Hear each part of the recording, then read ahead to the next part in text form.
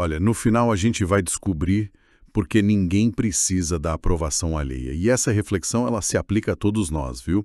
Hoje o nosso foco é num cenário bastante complexo. A gente vai falar sobre o julgamento envolvendo o Jair Bolsonaro, né? Aquela questão da tentativa de golpe. E também a visão dos Estados Unidos sobre isso, a reação do Eduardo Bolsonaro e até um risco aí bem sério de perda de cidadania que está surgindo nessa história toda. E por falar em foco no que interessa, Expresso da Política, onde as notícias são servidas no ponto. A gente está também no Spotify, é só procurar lá.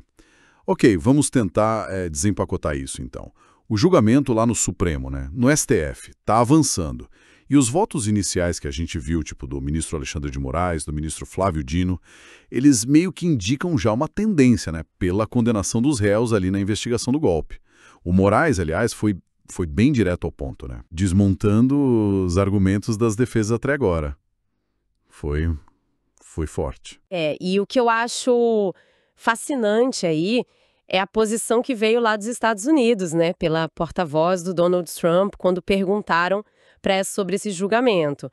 Porque, assim, se a gente analisa bem o que ela falou, a preocupação principal que ela expressou parece ser mais com a liberdade de expressão de um jeito mais amplo, sabe?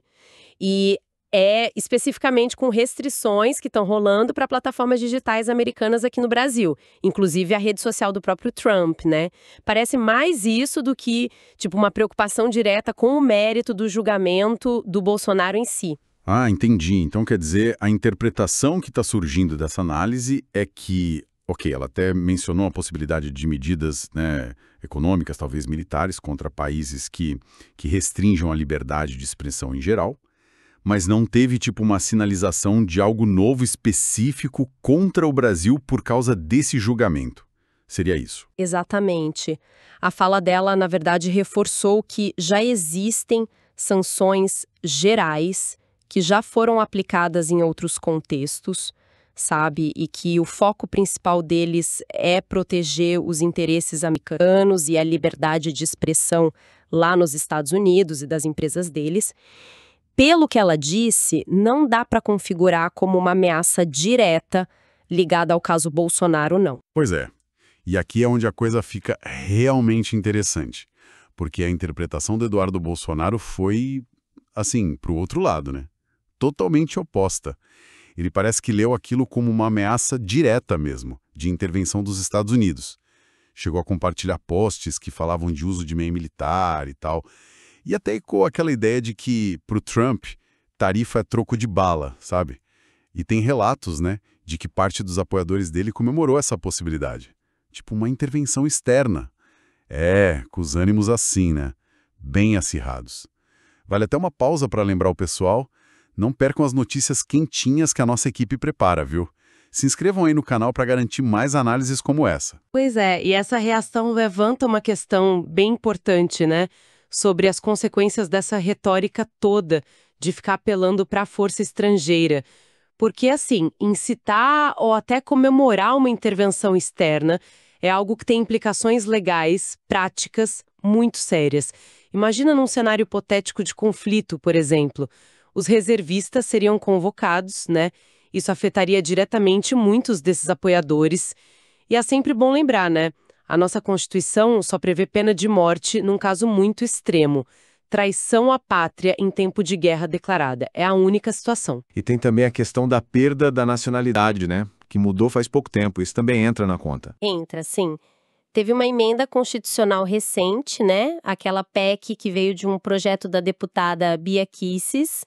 E ela passou a prever a possibilidade de perder a cidadania brasileira originária mesmo em tempos de paz, por atos considerados traição à pátria. Para alguém como Eduardo Bolsonaro, por exemplo, que não tem outra nacionalidade, conseguir a cidadania americana é um processo longo, né? Não é automático.